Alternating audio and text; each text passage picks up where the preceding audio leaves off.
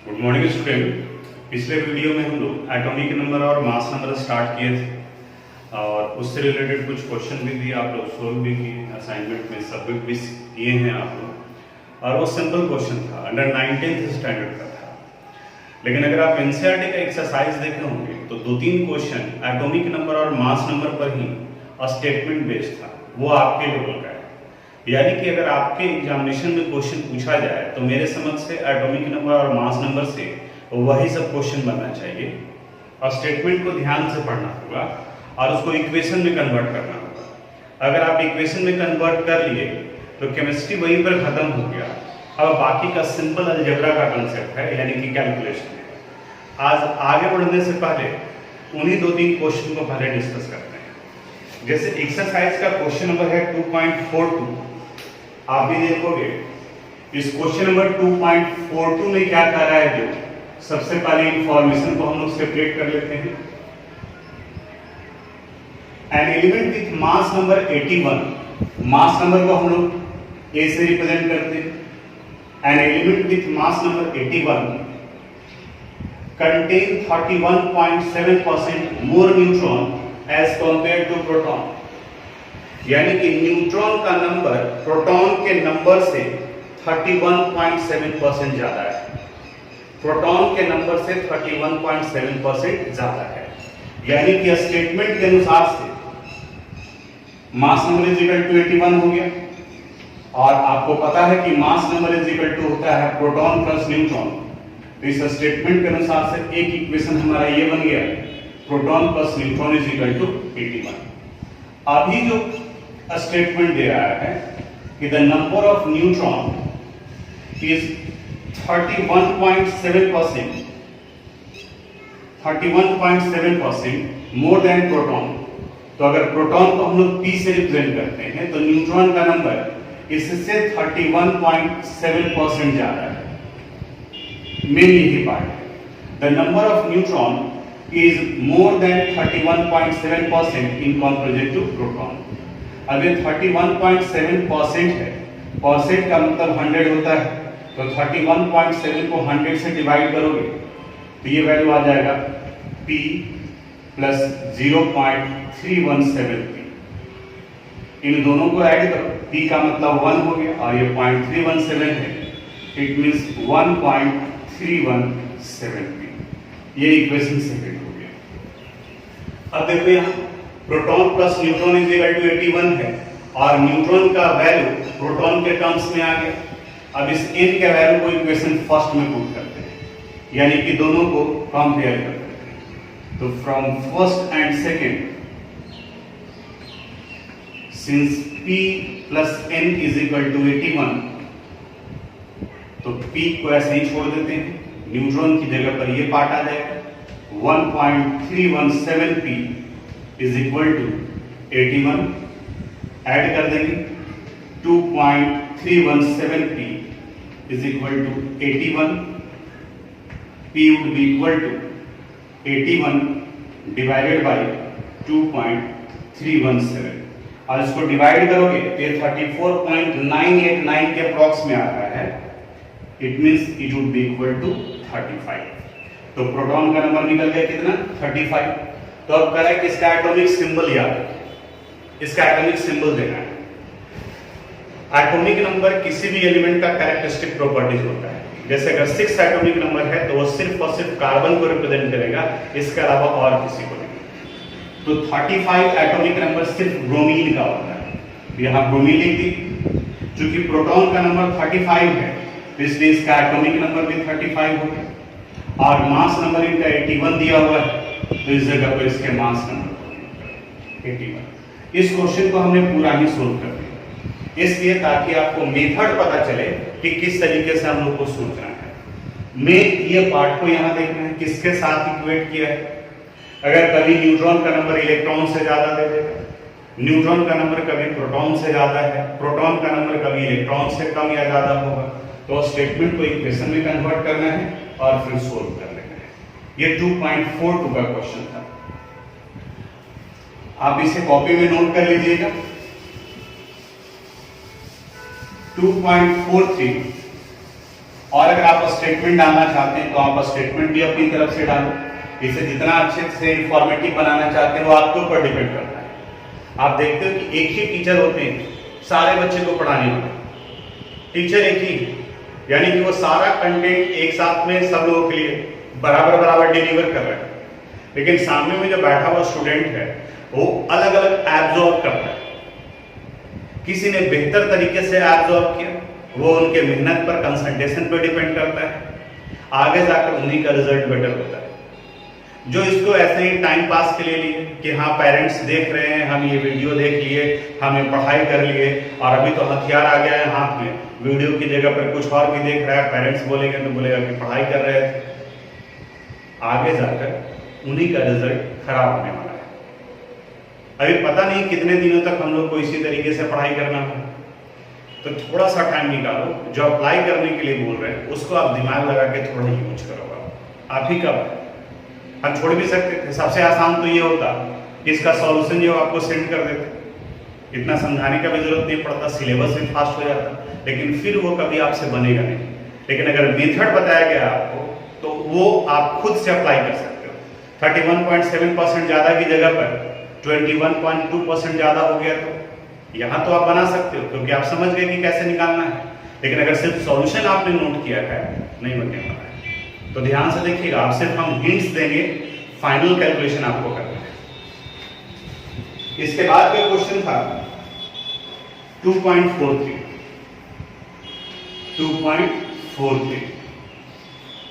इस क्वेश्चन में कहा है an ion with mass number 37, mass number यानी कि यहां पर भी प्रोटॉन प्लस न्यूट्रॉन का वैल्यू दिया हुआ, इक्वेशन फर्स्ट मान ली।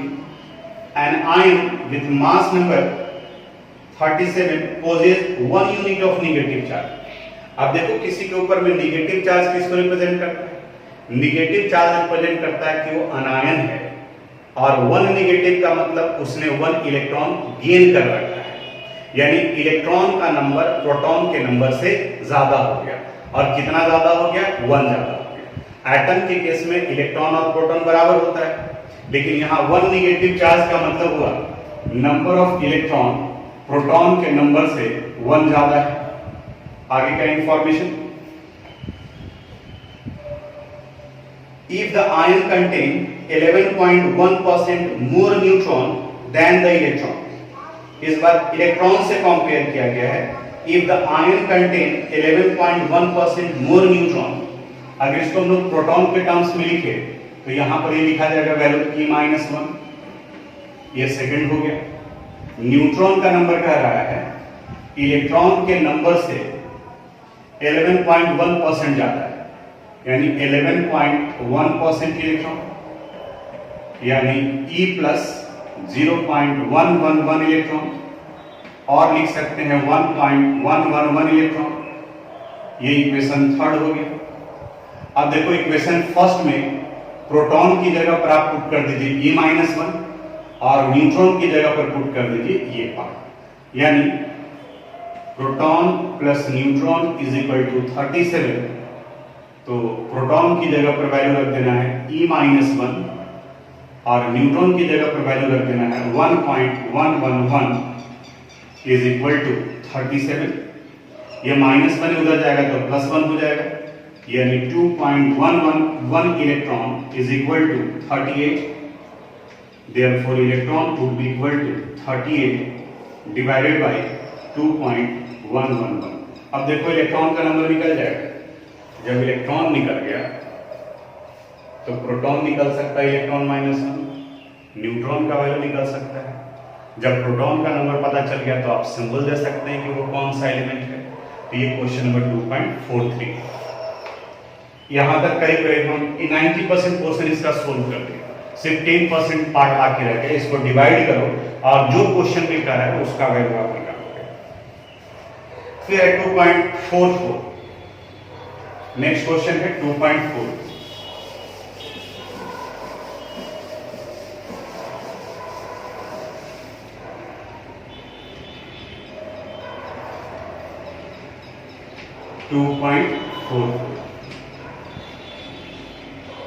An ion with mass number 56 contain 3 units of positive charge। यहाँ मास नंबर है 56, proton plus neutron is equal to 56। Equation first कर दी, contain 3 unit of positive charge. 3 positive charge का मतलब है उसने 3 इलेक्ट्रॉन लूज किया, यानी कि इलेक्ट्रॉन का नंबर प्रोटॉन के नंबर से कम हो गया, यानी number of electron is equal to p minus 3, या फिर लिख सकते हैं p would be equal to e plus 3। ये इक्वेशन सेकंड हो गया। आगे and 30.4% more neutron than electron, यानी न्यूट्रॉन का नंबर इलेक्ट्रॉन के नंबर से 30.4% ज्यादा है। अब ये पीछे वाला हो गया, वहां 11.1% था, यहाँ 30.4% है। अब आप इसको सोल्व कर लीजिएगा, तो यहां तक ये एटॉमिक नंबर और मास नंबर से रिलेटेड पोर्शन कंप्लीट। अब हम लोग अगले टॉपिक पे आगे बढ़ते हैं। आज एक नया टॉपिक स्टार्ट करेंगे, इलेक्ट्रोमैग्नेटिक रेडिएशन। इलेक्ट्रोमैग्नेटिक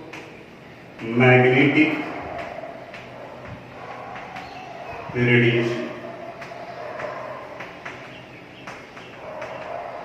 ये टर्म बिल्कुल फिजिक्स के जैसा लगेगा, अंडर 10th लेवल तक का ही है, लेकिन आपको लगेगा कि हम यहाँ पर फिजिक्स पढ़ रहे हैं। और अब यहाँ इलेक्ट्रोमैग्नेटिक रेडिएशंस क्यों आ गया, ये थोड़ा सा आगे जब हम लोग हाइड्रोजन स्पेक्ट्रम, एटॉमिक स्पेक्ट्रम और वेव मैकेनिक्स वाले क्वेश्चन पर जाएंगे तो वहाँ इसको डिस्कस करेंगे कि क्यों जरूरत पड़ा। अभी इस इलेक्ट्रोमैग्नेटिक रेडिएशंस पर कंसंट्रेट करो। इलेक्ट्रोमैग्नेटिक रेडिएशंस दो वर्ड के कॉम्बिनेशन से बना है, इलेक्ट्रो और मैग्नेटिक, और यही इसका डेफिनेशन बनाता है। यानी electromagnetic radiation is the radiation which has electric as well as magnetic, यानी कि जिसमें इलेक्ट्रिक फील्ड भी हो और मैग्नेटिक फील्ड भी हो, उन्हें हम लोग इलेक्ट्रोमैग्नेटिक रेडिएशन कहते हैं। और फिजिक्स में आप पढ़ोगे तो आपके सर बताएंगे कि electric field, magnetic field and direction of propagation of radiation, ये तीनों एक दूसरे के ऊपर में परपेंडिकुलर होते हैं। बाकी वहां पर वो Fleming left hand rule, Fleming right hand rule बताएंगे किस तरीके से काम करता है, उस वाले पोर्शन में हम नहीं जा रहे हैं। हम ये बता रहे हैं कि तीनों एक दूसरे पर परपेंडिकुलर होते हैं। और कुछ सिंपल तरीका, इलेक्ट्रोमैग्नेटिक रेडिएशंस के कुछ कैरेक्टरिस्टिक्स होते हैं, जैसे इलेक्ट्रोमैग्नेटिक रेडिएशंस वैक्यूम में भी ट्रेवल करते हैं। इलेक्ट्रोमैग्नेटिक रेडिएशंस का स्पीड 3 × 10⁸ मीटर पर सेकंड होता है, यानी कि इनका स्पीड लाइट के स्पीड में होता है, उसी के बराबर में होता है। इन्हें प्रोपेगेट करने के लिए किसी मीडियम का जरूरत नहीं होता है, ये स्ट्रेट लाइन में ट्रेवल करते हैं। तो ये कुछ एक प्रॉपर्टीज है इलेक्ट्रोमैग्नेटिक रेडिएशंस का, जो आपके पीडीएफ में भी लिखा हुआ है। चूंकि इलेक्ट्रोमैग्नेटिक रेडिएशंस में वेव लाइक प्रॉपर्टीज पाया जाता है, इसलिए इलेक्ट्रोमैग्नेटिक रेडिएशंस को इलेक्ट्रोमैग्नेटिक वेव भी कहा जाता है। और जैसे ही टर्म वेव आया तो आप जो पढ़े हैं नीचे क्लासेस में, वही कंसेप्ट आप याद करो। वहां बताया गया होगा आपको कि वेव है क्या, तो wave is the disturbance in any medium. एक मीडियम का zero line of zero disturbance है, और यहां जब ये डिस्टर्बेंस होता है तो वेव को ग्राफिकली इस तरीके से रिप्रेजेंट करते हैं।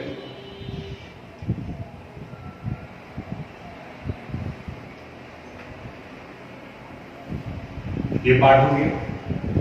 इस वेव में ऊपर के इस पार्ट को क्रेस्ट कहा जाता है और नीचे के पार्ट को ट्रफ कहा जाता है। अब इसी से रिलेटेड वेवलेंथ का डेफिनेशन आपको पता होगा। The distance between two consecutive crest और trough is called wavelength and it is represented by lambda. उसे लैम्डा से रिप्रेजेंट किया जाता है, यानी यहां से यहां तक का ये डिस्टेंस लैम्डा, या फिर दो ट्रफ के बीच के डिस्टेंस को भी ले सकते हो, दोनों कंडीशंस में ये बराबर होगा, इसे भी लैम्डा कहा जाता है। तो यहाँ पर इलेक्ट्रोमैग्नेटिक वेव में कुछ एक वो टर्म जो अंडर 10th क्लास में आप पढ़े हैं, उसका रिप्रेजेंटेशन हो रहा है। पहला तो ये हो गया, ये वेवलेंथ क्या है, it is the distance between two consecutive crest और ट्रफ। तो डिस्टेंस है, और इन्हें रिप्रेजेंट किस चीज से करते हैं हम लोग, लैम्डा से रिप्रेजेंट करते हैं। और डिस्टेंस का ऐसा यूनिट क्या होता है, मीटर। तो जब भी हम लोग वेवलेंथ को मेजर करेंगे तो उन्हें हम लोग मीटर में रिप्रेजेंट करते हैं। इसके बाद में टर्म आता है फ्रीक्वेंसी। फ्रीक्वेंसी कहा जाता है the number of waves produced per unit time पर सेकेंड, यानी हर एक सेकंड में जितने नंबर ऑफ वेव्स प्रोड्यूस्ड हो रहे हैं, किसी पार्टिकुलर पॉइंट से जितने नंबर ऑफ वेव पास कर रहे हैं पर सेकेंड, वो उसका फ्रीक्वेंसी कहा जाता है। और फ्रीक्वेंसी को कुछ एक जगह पर देखोगे तो एफ से रिप्रेजेंट किया जाता है और कुछ जगह पर इसे न्यू से रिप्रेजेंट किया जाता है। न्यू कैसे लिखते हैं उसके बारे में, जैसे ही हम लोग भी लिखते हैं इसी को थोड़ा सा टर्न कर देना है तो ये न्यू हो गया, तो फ्रीक्वेंसी को न्यू से रिप्रेजेंट करते हैं। Definition, the number of wave passes through a point in per unit time और इन पर सेकेंड इज कॉल्ड फ्रीक्वेंसी। और इसीलिए चूंकि पर सेकेंड लगाते हैं तो इनका यूनिट सेकेंड इनवर्स होता है, या फिर कई जगह पर इन्हें हम लोग एचजेड से रिप्रेजेंट करते हैं, यानी कि हर्ट्ज कहा जाता है। ये फ्रीक्वेंसी का हो गया। टाइम पीरियड, एक और टर्म आ गया। टाइम पीरियड कहा जाता है the time taken to complete one wave. One wave को कंप्लीट करने में जितना टाइम लगेगा वो उसका टाइम पीरियड कहा जाता है। It is represented bye T and it is inverse of frequency. इसको बिल्कुल एकदम सिंपल तरीके से बताते हैं। अगर मान लिया कि 1 सेकंड में 10 वेव प्रोड्यूस हो रहे हैं, 1 सेकंड में 10 वेव्स प्रोड्यूस हो रहे हैं, तो उसका फ्रीक्वेंसी हो गया 10 hertz. Clear? Number of waves produced in 1 second. अब टाइम पीरियड किसे कहा गया? एक वेव को कंप्लीट होने में जो टाइम लगता है। तब देखो 1 सेकंड में 10 वेव बन रहा है, यानी 10 वेव के लिए 1 सेकंड लग रहा है, तो 1 वेव के लिए कितना लगेगा? 1/10 यानी 0.1। तो देखो तो वही तो 1/10 आ गया। और चूंकि ये टाइम पीरियड है, ऐसे भी इसका यूनिट सेकंड इनवर्स, तो टाइम पीरियड का यूनिट क्या हो जाएगा? सेकंड हो जाएगा। जिस तरह से टाइम पीरियड और फ्रीक्वेंसी एक दूसरे का इनवर्स है, उसी तरह से वेवलेंथ और वेव नंबर एक दूसरे का इनवर्स है। वेव नंबर को हम लोग न्यू बार से रिप्रेजेंट करते हैं, and it is inverse of wavelength, यानी कि nu bar is equal to होता है 1/λ। और इनका डेफिनेशन, वेवलेंथ का पहले याद करो, the distance between two consecutive crest और ट्रफ इज कॉल्ड वेवलेंथ। और यहां कहा जाता है the number of waves in per unit length. यहां था the number of waves in per unit time, यानी कि एक सेकंड में कितना हो रहा है, और यहां हो गया the number of waves in per unit length, यानी कि 1 मीटर में कितना है, वो उसका वेव नंबर कहा जाएगा। इसे न्यू बार से रिप्रेजेंट करते हैं और ये 1/λ होता है। और तीसरा फैक्टर है जो यहां हम लोग पढ़ेंगे, c, इन्हें वेलोसिटी ऑफ लाइट कहा जाता है। वेलोसिटी ऑफ लाइट ये कांस्टेंट वैल्यू है। इलेक्ट्रोमैग्नेटिक रेडिएशंस का वेलोसिटी लाइट के वेलोसिटी के बराबर होता है, और लाइट भी इलेक्ट्रोमैग्नेटिक रेडिएशंस के एग्जांपल में ही आते हैं। और इनका ये वैल्यू 3 × 10⁸ मीटर पर सेकंड होता है। 3 × 10⁸ मीटर पर सेकंड। इनको एक जगह पर हम लिखते हैं इस जगह।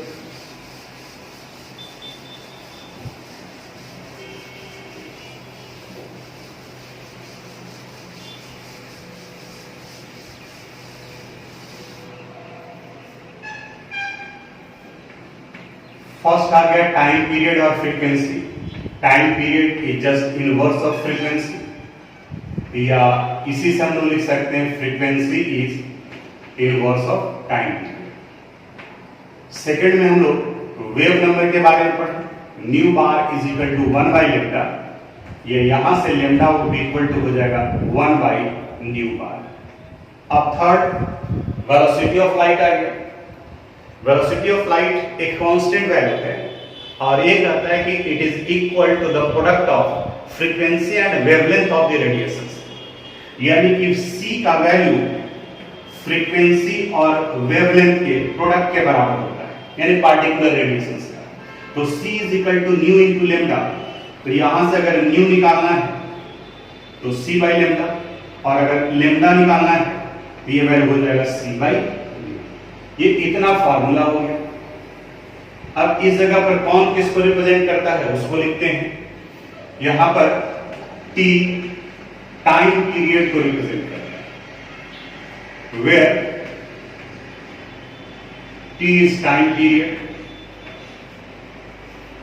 न्यू किसको रिप्रेजेंट करता है? फ्रीक्वेंसी को।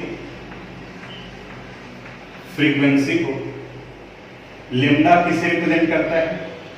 वेवलेंथ को। It is wavelength. C represent करता है वेलोसिटी ऑफ लाइट को,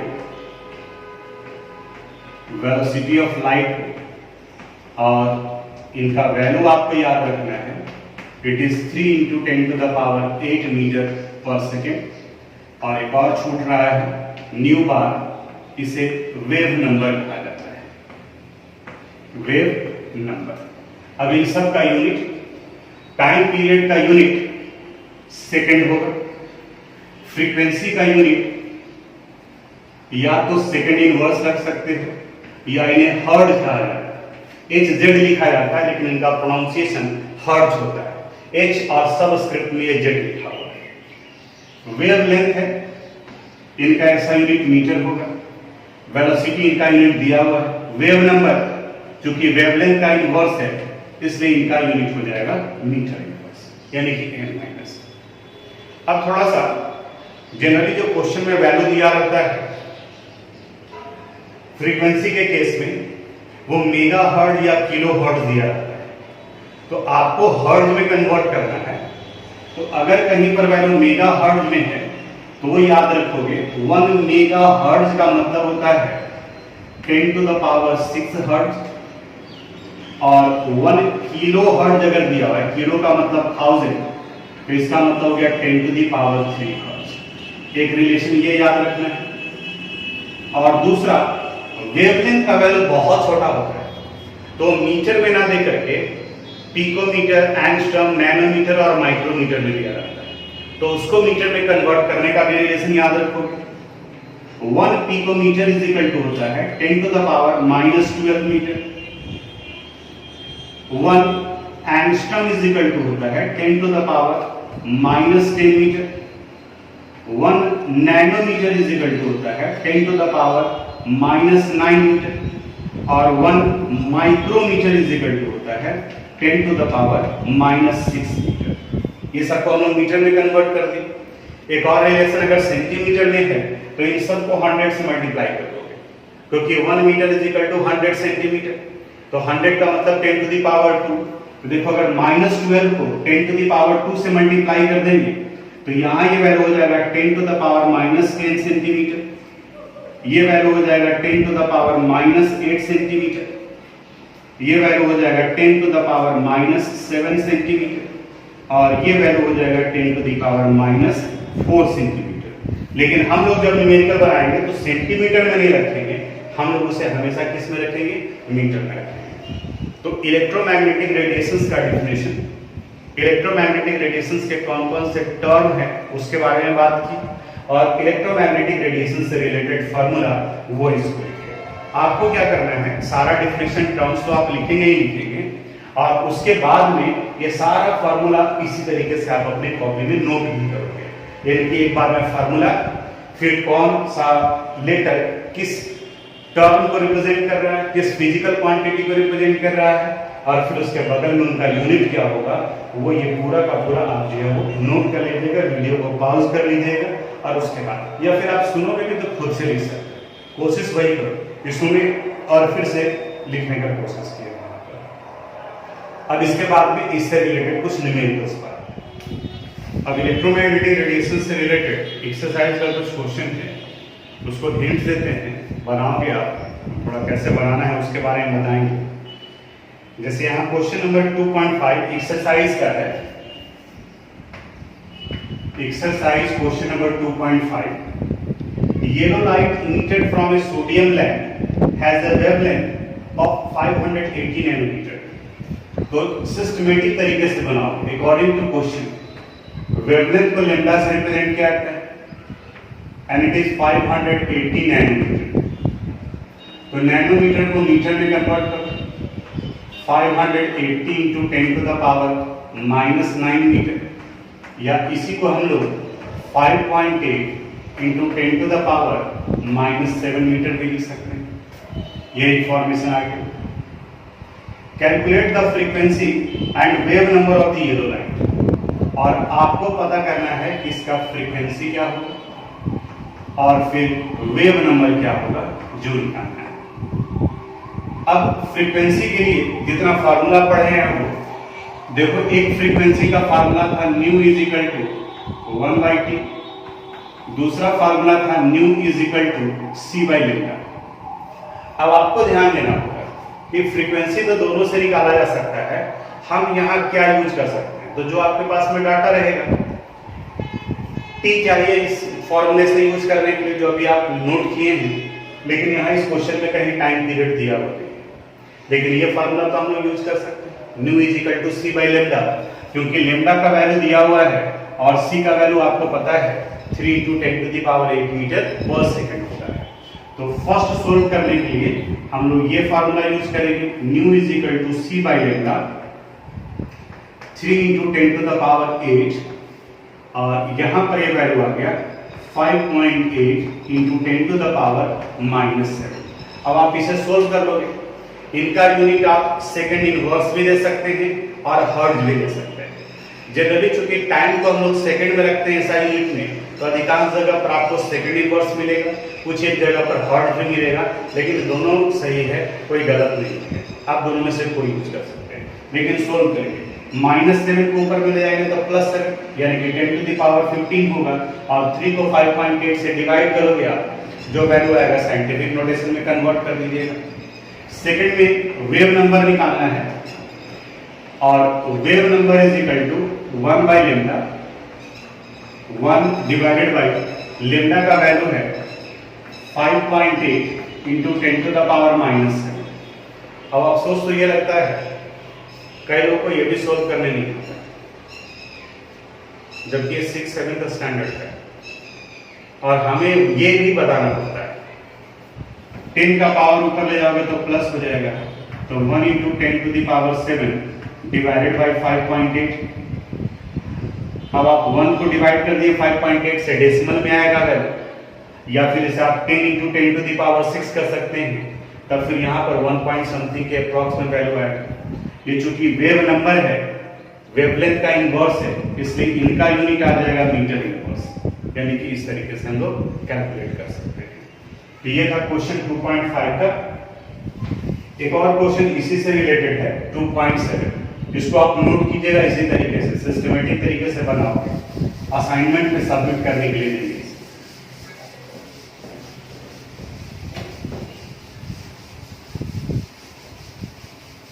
इसका आंसर क्या आएगा आप एनसीईआरटी बुक से देख सकते हैं। 2.7 calculate the wavelength, frequency and wave number of A light wave whose period is 2.0 into 10⁻⁻10 second. यानी यहां टाइम पीरियड दिया हुआ है 2.0 into 10⁻⁻10 सेकंड, और क्या क्या कैलकुलेट करना है, wavelength, frequency and wave number, ये आपको कैलकुलेट करना है। तो जब टाइम पीरियड दिया हुआ है तो टाइम पीरियड का वेवलेंथ और वेव नंबर से कोई रिलेशन नहीं है, फ्रीक्वेंसी से है, तो पहले हम लोग फ्रीक्वेंसी निकाल लेंगे। तो nu would be equal to 1/t, 1 divided by 2 × 10⁻⁻10। अब इसे सोल्व कर लोगे 0.5 × 10⁻10 होगा, यानी 5 × 10⁻9 कर लेंगे, न्यू निकल गया। और जब न्यू निकल गया तो फिर वेवलेंथ निकल जाएगा, lambda would be equal to c by nu, यहाँ ये जो वैल्यू आएगा वो यहाँ पुट करेंगे, और जब ये निकल गया तो थर्ड में न्यू बार 1 बाई लेम्डा, तो जो लेम्डा का वैल्यू आएगा उसको यहाँ पुट करोगे। इससे आसान क्वेश्चन नहीं होगा, ये तो है ही नहीं 11th स्टैंडर्ड का क्वेश्चन। तो जैसे जैसे अब आप आगे बढ़ोगे तो वहां पर आए, और अगर आप टाइम पास कर रहे हैं तो परेशानी भी उस अनुसार से बढ़ना शुरू हो जाएगा। तो ये एक्सरसाइज का क्वेश्चन था। इसी तरीके से एग्जाम्पल के भी क्वेश्चन हैं, जो चूंकि एग्जाम्पल में सोल्व किया हुआ है तो उसको हम छोड़ रहे हैं, क्योंकि अगर कैलकुलेशन मिस्टेक भी होगा तो आपको समझ में आ जाएगा। प्रॉब्लम 2.3 है, प्रॉब्लम 2.4 है, और प्रॉब्लम 2.5 है। ये 2.3, 2.4 और 2.5 ये पोर्शन इसी पोर्शन से रिलेटेड है, यहां पर आप सोल्व करोगे। इसी जगह पर एक में एक टर्म दिया हुआ है इलेक्ट्रोमैग्नेटिक स्पेक्ट्रम। यहां पर ये आप देखना, ये टेबल, ये इलेक्ट्रोमैग्नेटिक स्पेक्ट्रम है, और इस इलेक्ट्रोमैग्नेटिक स्पेक्ट्रम में इलेक्ट्रोमैग्नेटिक रेडिएशंस को अरेंज किया गया है इन increasing order of their wavelength के अनुसार से। एक जगह पे नीचे वाले किसी एक वैल्यू को देखोगे तो वैल्यू बढ़ता चला जा रहा है, और इसी में कह रहा है कि वो किस पार्ट से आएगा इलेक्ट्रोमैग्नेटिक स्पेक्ट्रम का। तो पहला डेफिनेशन क्या होगा इलेक्ट्रोमैग्नेटिक स्पेक्ट्रम का? ये इलेक्ट्रोमैग्नेटिक स्पेक्ट्रम आप एनसीईआरटी बुक है आपके पास में, उसको आप देखोगे वहां पर इसका डेफिनेशन हो गया, it is the arrangement of electromagnetic radiations in increasing order of their wavelength और decreasing order of their frequency, यानी कि फ्रीक्वेंसी के घटते हुए क्रम में या फिर उनके बढ़ते हुए क्रम में। तो अगर एक 212 मीटर के अप्रॉक्स में आ रहा है तो करेक्ट इलेक्ट्रोमैग्नेटिक स्पेक्ट्रम के किस पार्ट से आएगा? तो अगर यहां आप नजदीक से देखोगे तो ये विजिबल रेडिएशंस है, इससे ज्यादा होता है वेवलेंथ इंफ्रारेड का और उससे ज्यादा होता है माइक्रोवेव का। और माइक्रोवेव का वैल्यू ये 10 टू द पावर 0 तक होता है, और 10 टू द पावर 0 से लेकर अप्रॉक्स 10 टू द पावर 3 तक रेडियो वेव में आता है। यानी कि 1 मीटर से 1000 मीटर के बीच में जितने रेडिएशंस होंगे वो रेडियो वेव का पार्ट होगा। और वहां पर जो वेवलेंथ क्वेश्चन में सोल्व करेंगे वो 212 या 218 आता है मीटर, तो 1 से 1000 के बीच में चूंकि रेडियो वेव है तो वो रेडियो वेव के वाले पार्ट में है। तो इलेक्ट्रोमैग्नेटिक स्पेक्ट्रम का भी डेफिनेशन पीडीएफ में लिख देंगे हम, उसको आप नोट कर लीजिएगा। तो अब आज यहीं तक, यहाँ तक आप सोल्व करो। इसके बाद आगे 2 और इम्पॉर्टेंट टॉपिक है जो अगले वीडियो में एक्सप्लेन करेंगे। एक है आपका Planck's quantum theory, photo electric effect, ये दोनों पार्ट आएगा, तो उसको थोड़ा सा आप रीडिंग डाल करके रखो। आज यहीं तक।